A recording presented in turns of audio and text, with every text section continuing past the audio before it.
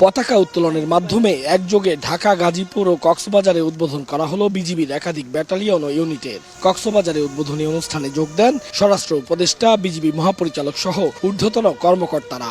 Battalion ও unit উদ্বোধনের পর parade পরিদর্শন করেন অতিথিরা। অনুষ্ঠান শেষে অতিথিরা সাংবাদিকদের সঙ্গে কথা বলতে এলে ওঠে সমসাময়িক নানা প্রসঙ্গ। এর মধ্যে সীমান্ত হত্যা প্রসঙ্গে বিজিবি মহাপরিচালক বলেন, বাংলাদেশিরা অন্য দেশের সীমান্তে অনুপ্রবেশ না করা পর্যন্ত নিরাপদ। বিপরীতে অন্য দেশের কেউ বাংলাদেশে অনুপ্রবেশ করলে আইন মানার ক্ষেত্রে আরো কঠোর হবে বিজিবি। অবৈধ অনুপ্রবেশকর যাই হোক, হত্যা কোনো চূড়ান্ত একটা সমাধান হতে পারে না।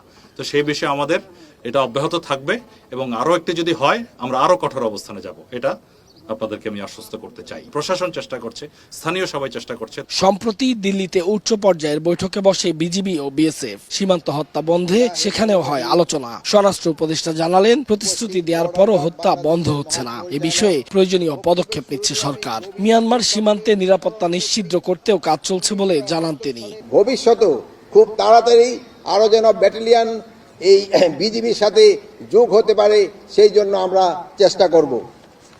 পরিশেষে আপনাদের প্রতি আহ্বান জানাই, সীমান্ত রক্ষা, চোরাচালান প্রতিরোধ, নারী শিশু পাচার রোধ সহ যে কোনো ধরনের সীমান্ত অপরাধ দমন, জনসাধারণের জীবন ও সম্পদ রক্ষা সহ সরকার কর্তৃক অর্পিত যে কোনো দায়িত্ব নিষ্ঠার সাথে পালন করে আপনারা বিজিবির সুনাম ও মর্যাদা আরও বৃদ্ধি করবেন।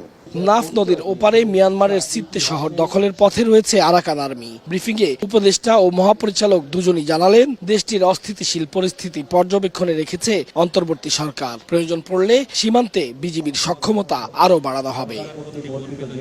আনুষ্ঠানিকভাবে যাত্রা শুরু করলো বিজিবির 2টি ব্যাটালিয়ন এবং একটি ইউনিট। নতুন এই সংযোজনগুলো বিজিবির সক্ষমতা বাড়াবে আরও অনেক। দেশবাসীর গর্বের বর্ডার গার্ড তাদের নজরদারি এবং তৎপরতার মাধ্যমে সীমান্তের নিরাপত্তা নিশ্চিত করতে সচেষ্ট হবে, এমনটি মনে করছেন সংশ্লিষ্টরা।